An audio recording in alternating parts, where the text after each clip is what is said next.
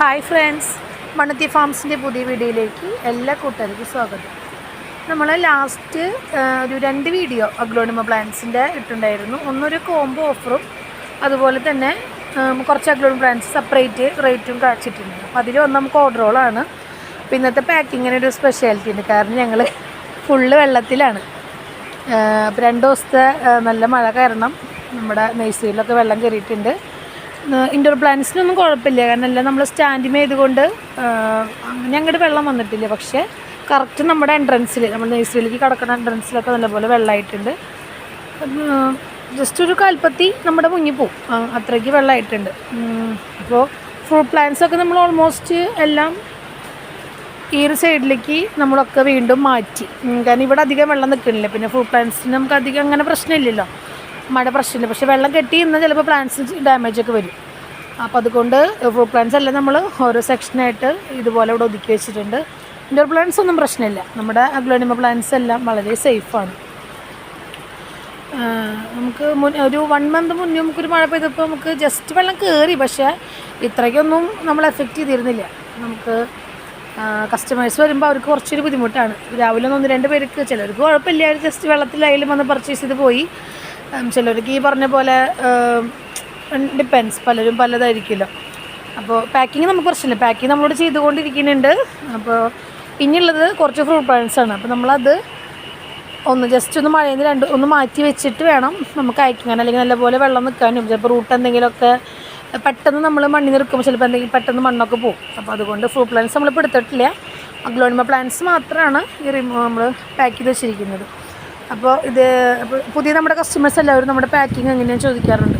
അപ്പോൾ single plants മാത്രം മതി എന്നുണ്ടെങ്കിൽ നമ്മളിതുപോലെ വിത്ത് പോട്ട് നമ്മൾ അയച്ചു കൊടുക്കുന്നതായിരിക്കും, അധികം വെയിറ്റ് വരുന്നില്ല.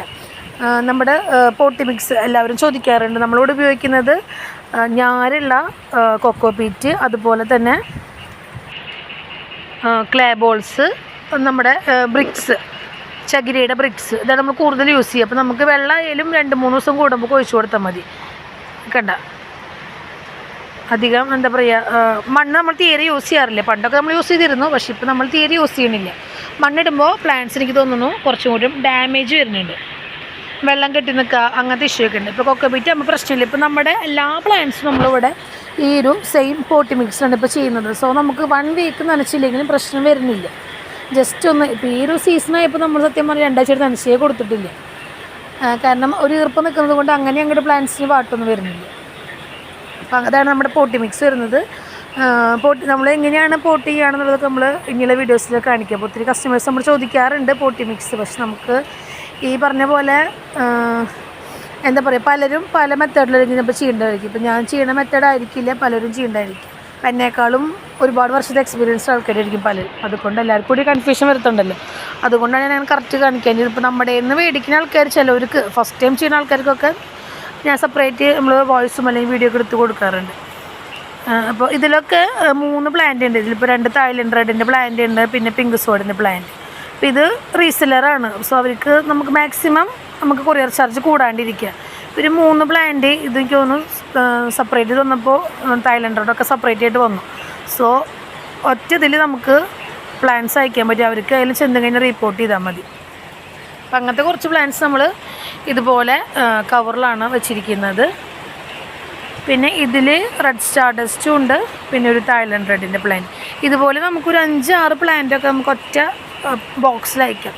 ഇതുപോലെ നമ്മൾ കവറിൽ ഇപ്പോൾ ഫ്രൂട്ട് പ്ലാന്റ്സൊക്കെ ആണ്, നമ്മൾ നല്ല ചൂട് സമയത്തൊക്കെ ആണെങ്കിൽ ജസ്റ്റ് വാട്ടർ ഒന്ന് സ്പ്രേ ചെയ്ത് കൊടുക്കും.